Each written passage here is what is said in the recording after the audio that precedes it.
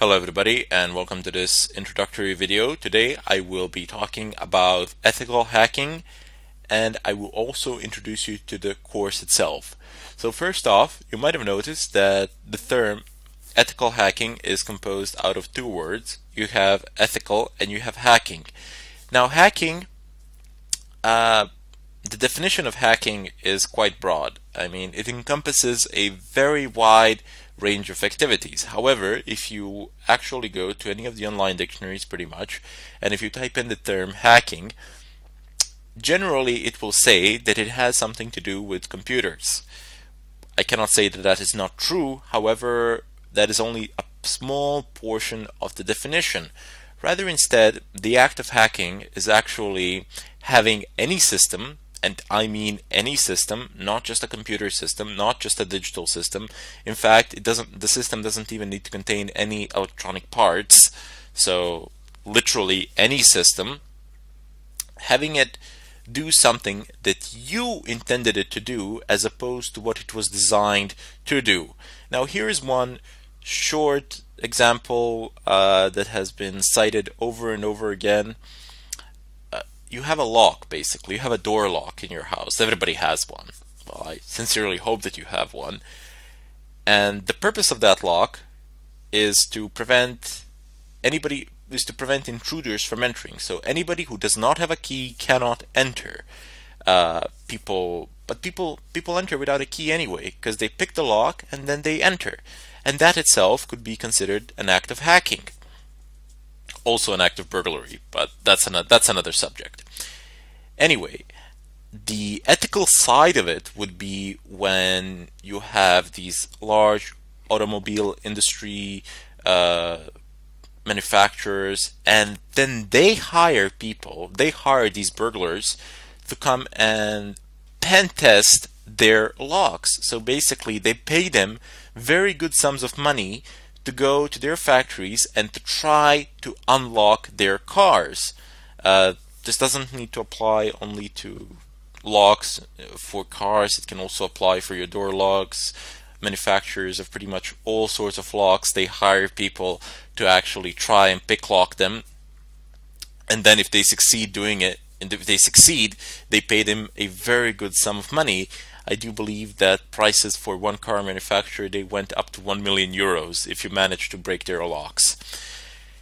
But what I'm trying to say here is that the ethical side of it would be when you have a permission to do it, when it's within the constraints of the law.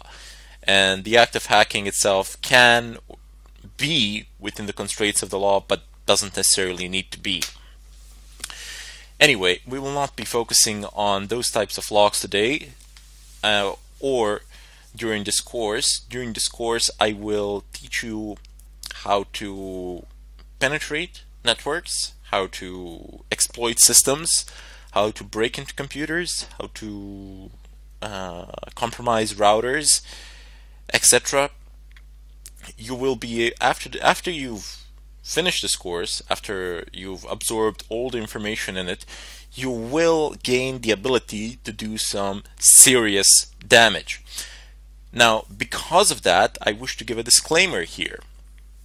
So first off, I do not encourage any sort of illegal activity. Furthermore, I strongly advise against it, and I am against it. So you do not have any legit need to do anything that is against the law with the knowledge that you're going to get during this course, because you're going to get some pretty good knowledge and you can abuse it very easily. It's not that difficult to abuse it. The opportunities are everywhere. They're endless because people tend to use insecure systems, or they use secure systems but they don't know how to operate or configure them, and then in turn those secure systems become insecure. But what I'm trying to tell you is there really is no need.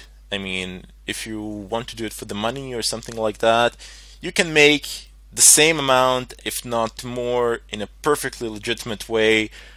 People will pay you to actually test their networks and to see if you can find any vulnerabilities in them and then report them, perhaps even fix them. So, however, if you do decide to do something against the law in any country, I am not responsible for it. That is what I want to say. I do not claim responsibility for it, as I have already stated that I am doing this for purely for educational purposes, and I do not advocate the use of this material for any sort of illegal purpose. Now, I hope you understand why I had to make this disclaimer, and I this is not what I said. These are not just empty words. I really do stand by it, and that is my philosophy as well. In any case, during this course, I will show you numerous examples, methods. You will need some prerequisites over which I will go in the next tutorial. But you're in for a ride, so sit down, be patient. That is a very important thing in this line of work.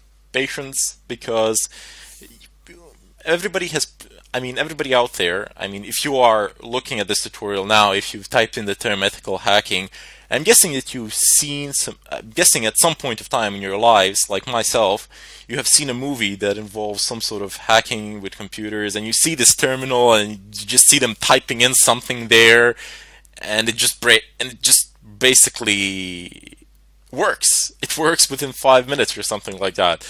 Let me tell you something. That has nothing to do with the real world, or very little to do with the real world.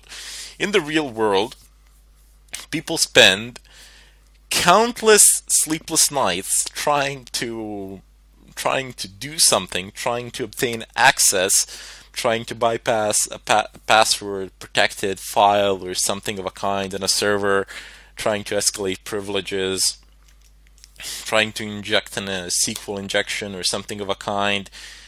And they not only spend countless sleepless nights doing it, but they also spend a long time planning, preparing, and getting a general idea of what they can do, how they can execute an attack, etc. These are not things that you will be able to do within 5 minutes after you sit and open up your computer, your desktop computer, or whatever. You will need time, you will need patience, but above all, you will need to be curious. Curiosity is one of the first steps here, and obviously, since you've actually chosen to listen to this tutorial, to go through it, you do possess it already. You just need to build on it a little bit more, and you'll be where you want to be. In any case, I hope to see you in the next tutorial, and I bid you farewell.